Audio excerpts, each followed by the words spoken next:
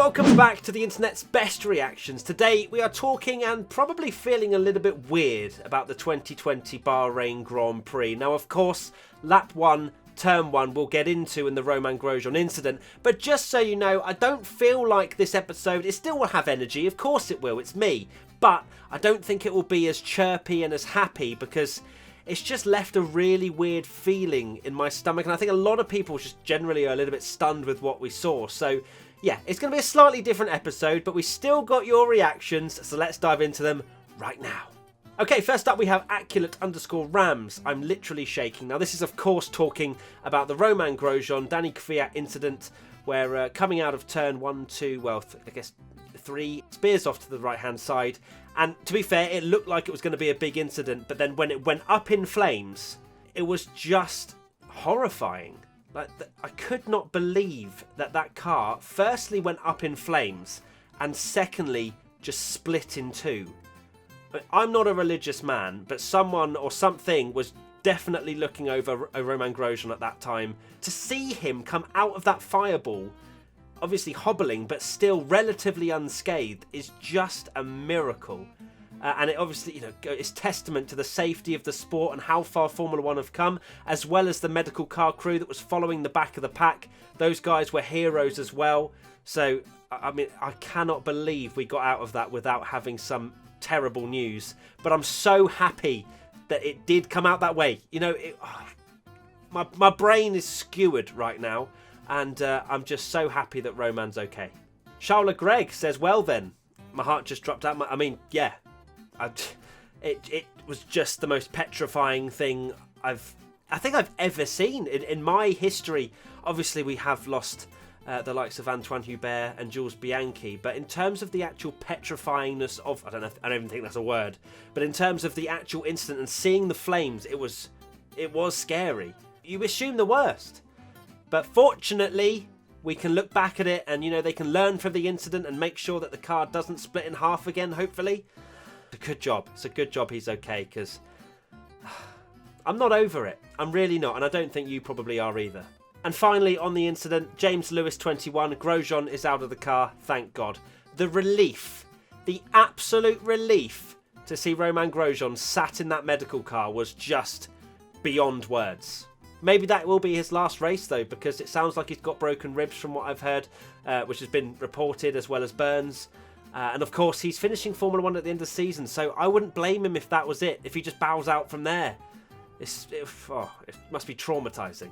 Okay, so we move on now to the second race and the restart after the red flag. And this is when I thought Bahrain is cursed. We need to get out of here. 57 laps. Let's just finish the race and leave. Well, actually, we're not leaving, are we? Because we're back again next weekend. But you know what I mean. Just in general, today just didn't feel great. At @WestOliver_ Lance right now. I mean, what on earth? You saw Lance Stroll kind of tumbling down the order. Next thing you know, he's upside down. Upside down! The last time I think we've seen that was Hulkenberg at Abu Dhabi when he said he was hanging there like a cow. But Lance was okay, of course. You have the, you know, all the safety precautions there as well. And, you know, it was a slow roll and it's okay for the drivers. But it's still quite dramatic, isn't it? And it still kind of puts you on edge. So glad Lance was okay, and it just added to the weird, eerie nature of the race. At Vesa Tormanen, Kvyat with his left front tyre. Technically, it was his... Oh no, it was! Oh my god! I've just had a realisation live on the internet's best reactions that they both were front left tyre, that he caused the incidents. First with Grosjean, and then with Stroll. I mean, the Stroll one, maybe Kvyat shouldn't have done the half-hearted move. But with Grosjean, you know, there was no fault to give to Danny Kvyat. He was, you know, Grosjean just came across the track. So, but yeah, Kvyat just seemed to be the man that everybody wanted to avoid. This one's good. At your hard, or your_hard. Kvyat after being involved in both crashes. I'm danger. Yes, he was. The torpedo back to his old ways. And finally, before we move on from that incident, at Shuey961, Stroll right now. It's obviously a nod to the Hulkenberg hanging like a cow meme. And will it mean that Nico gets back on the grid once again for another race in 2020 at Haas this time? Very likely. So we continue with some struggles, but this time for Sebastian Vettel at Harding Rihanna. what Seb thinks his car is like right now. It was a weird one, wasn't it? He just he was running in around 15th or 16th and then just dropped to the back, and then we saw the team radio transcript saying his car's undrivable. And it was weird because he's out-qualified Leclerc 2 times in a row now, I think, and generally been looking much better. Obviously, Turkey had a podium, but then it was just the worst race ever for Seb. It just didn't work out at all for him. So answers are not what I have, but I can see that the situation started to get better, and maybe it won't be so great because we're back in Bahrain next weekend for the Oval. At Hurricane Barca, live look at the Ferraris.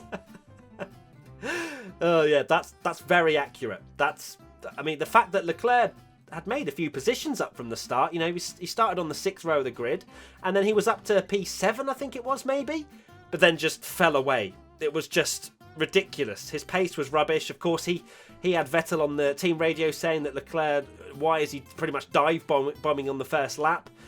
So clearly those two don't particularly agree with each other's racecraft at the start of a race, but in terms of how Leclerc fell backwards, and Vettel as well, Binotto wasn't there, so people were saying that potentially he was hiding somewhere in the desert. Now, a man on a mission was Mr. Carlos Sainz, starting 15th on the grid after his rears locked in Q2. At Marky Mark 2909, finally, a Carlos Sainz overtake caught on camera. He was on one, as was Lando, 4th and 5th. They now take over 3rd in the Constructors, which is just ridiculous because they were quite far behind going into Bahrain, but it didn't work out for Renault, definitely didn't work out for Racing Point. And, well, yeah, Carlos Sainz and Lando were on one. And speaking of Carlos Sainz, at Declissimi, Sainz Leclerc battle like. There were some amazing midfield battles, it has to be said. Danny Rick's dive bomb into turn 8 was pretty sensational. But yeah, the Sainz Leclerc thing, it was great to see. Those two are going to be teammates, remember. I forget that. I see those two racing and I'm like, oh, cool, great, you know, 2 young guns. Oh, wait, they're teammates next year. It's ridiculous. Both in the Ferrari. I think Carlos has got as good a shot as Charles to really sort of show his talents at Ferrari. I know a lot of people are saying that Seb Vettel's car is inferior to Charles Leclerc's, but I think Carlos, brand new face, clearly got a lot of momentum coming from McLaren. Bring it on. Now, there were some very good battles in the midfield, don't get me wrong.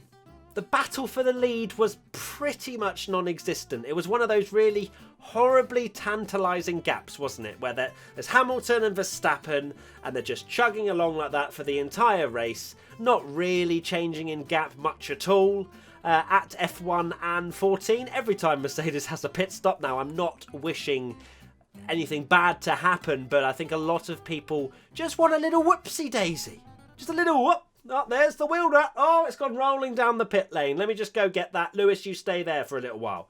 Just a little few seconds in the pit stops. But Mercedes, you have to give it to them, are just so consistent. They don't ever seem to really mess up, apart from Germany 2019, where they messed up big time in the pit stop. But generally, you don't expect it. And you don't expect it from Red Bull either. And then Max had a really slow pit stop. But Mercedes was my point, and they just are relatively, if not pretty much 100% bulletproof.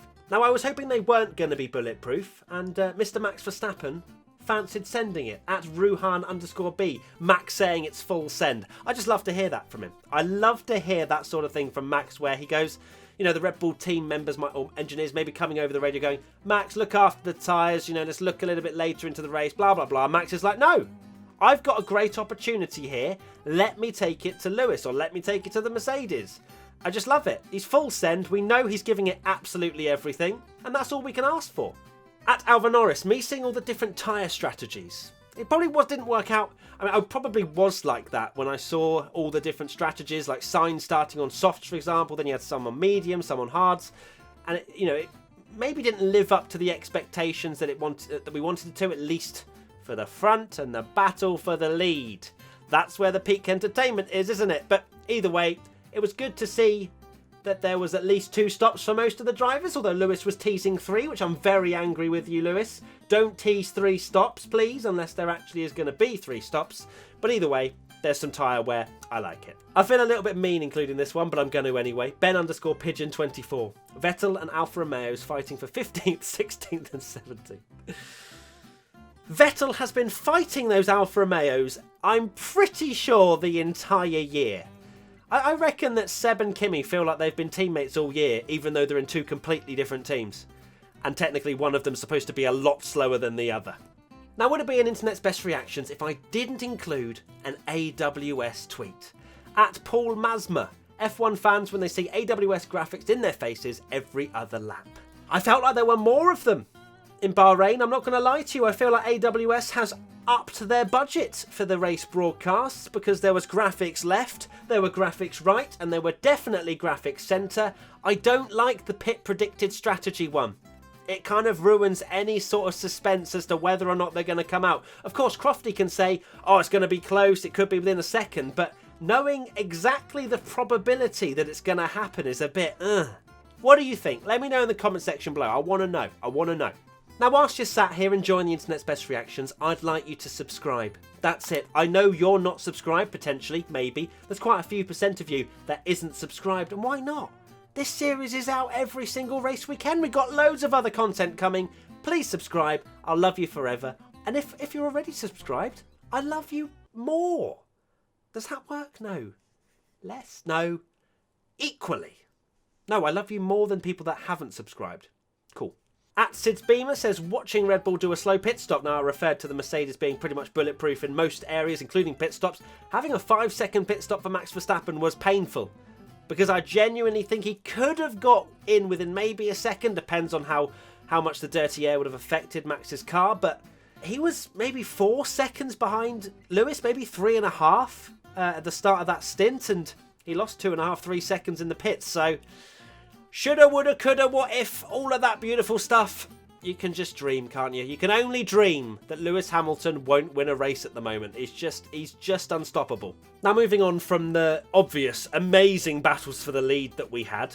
You get the sarcasm. At my_names_Lara, this Ricciardo Ocon battle. Yeah, it was a bit tight, wasn't it? I don't know why they were battling. I think Ricciardo even came over the team radio quite early and said, you know, why are we really battling on track? I think they were on two differing strategies potentially, but either way, it just didn't make much sense because Ocon seemed to be a lot slower at certain points in the race, and Ricciardo just kind of breezed up but then couldn't get past, and then Ocon went round the outside at turn 1 when Ricciardo came out the pits, but then Ricciardo battled it. I mean, I'd like wheel-to-wheel action, don't get me wrong, but from a Renault standpoint, and the fact that they're trying to fight McLaren in the Constructors, it was a bit risky. Who has won Tweet of the Week? Right, it's Tweet of the Week now, and, well, the submission is from Alex48125487, but the TikTok, which is where it was made, is by Emre0546. So, Emre, if you message me, you will win the Fanatec prize. If not, then it will go to Alex. So there you go. The tweet is, suspected broken rib and risk for Rogro. Unlikely to race again, but we all know who can. And this video is just amazing. It's just the audio, the way the video's made, perfect. Now let's talk about another sad moment in the race. Sergio Perez having an absolute barnstormer. P3 comfortably has held off Alex Albon the entire race, 3 seconds or more for the entirety. And then you see smoke coming out of his car, him going slowly, and then it just gets worse and it blows up. At Valterix99, nice flames there. It was very odd looking flames, wasn't it? But either way, oh, my heart bleeds for Sergio. You know, this could be his last ever Formula 1 career, which is just preposterous. I feel like he is just as good as he's ever been. But unfortunately, that's the way the Formula 1 driver transfers work sometimes. I hope he stays in the Formula 1 paddock. At the very least, is back in 2022, but who knows? Okay, let's have a very quick rant. What on earth was that Marshall doing? Sajansk1_, the guy/Marshall that crossed the track be like. I don't know who was at fault for that, so I'm not going to start pointing fingers. But it's yet another safety breach that has happened this season. Why are there so many near incidents where someone could easily get killed? It doesn't make any sense to me. Some of them definitely have been down to Michael Massey. Some scenarios like in Turkey when the Q2 session was started, I think it was, the tractor was still out. Imola, you had literal marshals on the track whilst Lance Stroll was tearing around because the safety car let him through. There's loads of examples. Something needs to change because there are so many of these little errors happening that one time something really bad is going to happen, But it shouldn't take that much for things to change. I think everybody can agree with this. At Top Pick Can Kanan, driver of the day. Absolutely. Either that or Romain Grosjean for just being an absolute hero. How he got out of that cockpit in literally a ball of flame after going through a barrier. I mean, oh my God. It just shows the incredible survival instincts that these drivers have. And some people can say that Formula 1 drivers just drive round a track quickly and that they're not athletes. I'm not even going to start on those people that think that. Now, I mentioned that Nico might be returning next week because, well, there's going to be potentially, most likely, a spot at Haas free to race around the Bahrain Oval. Rick9197 comes in with Grosjean probably will not be racing next week. Hulk. He's there for every opportunity as Nico. Any sneeze, any cough, anything, he's there. Although he's going to have to drive a Haas. Probably not as fun as a Racing Point, is it? My favourite Instagram post comes in from F1 Memes 365. Favourite because, not because it's funny. Okay, maybe it is a little bit in like a dark kind of way, but at the same time, very accurate potentially. How are Sergio and Nico both not in Formula 1 next year, by the looks of things? Ridiculous. So because I feel a little bit weird about, I don't know, it just feels odd making loads of jokes and stuff about a race that was just such a near miss from a fatal incident. For Social Media Team Championship, which is right now, I'm giving 3 points and that's it to Haas F1 team with That Was Scary. We've heard over the radio that Roman is out of the car and okay. The biggest relief seeing that tweet and obviously seeing him on the screens as well. Haas, you get 3 points and that's it. I mean, actually, no. Let's give 1 point for every other team because they all put out some lovely heartfelt messages. So 3 points for Haas F1 team and 1 point for everybody else. Race rundown time now, and no, there's not race rundown. I still feel very odd. I'm sorry. You must forgive me if I'm not in the jokiest of moods because I feel like you guys understand. Huge amounts of you on social media were saying that you felt the same way that I was when I was tweeting, saying like, oh, you know, I feel stunned, I feel this. You know, it was just a really weird moment. So race rundown, I'm just going to read the results. How crazy is that? Hamilton, Verstappen, Albon, Norris, Sainz, Gasly, Ricciardo, Bottas, Ocon, Leclerc, Fiat, Russell, Vettel, Latifi, Raikkonen, Giovinazzi, Magnussen, Perez, Stroll, Grosjean. That's all 20. And that was actually quite fast and I did the whole thing. Either way, there's race rundown. Right, that's it. Thank you so much for watching the internet's best reactions to the 2020 Bahrain Grand Prix. Thanks to Fanatec for sponsoring this series as always. And, you know, this was a different toned episode. I'm sure you understand why. I won't apologise anymore, although I feel like I have to, but also at the same time I feel like you understand, so that's fine. If you want to get involved next time, use the hashtag WTF1 on social media, and we'll pick the very best ones to be featured next week, which is the Bahrain Oval, which should be an amazing race, hopefully a lot closer. A great fight for the podium, fingers crossed, and I'll see you then for the next internet's best reactions. Bye-bye!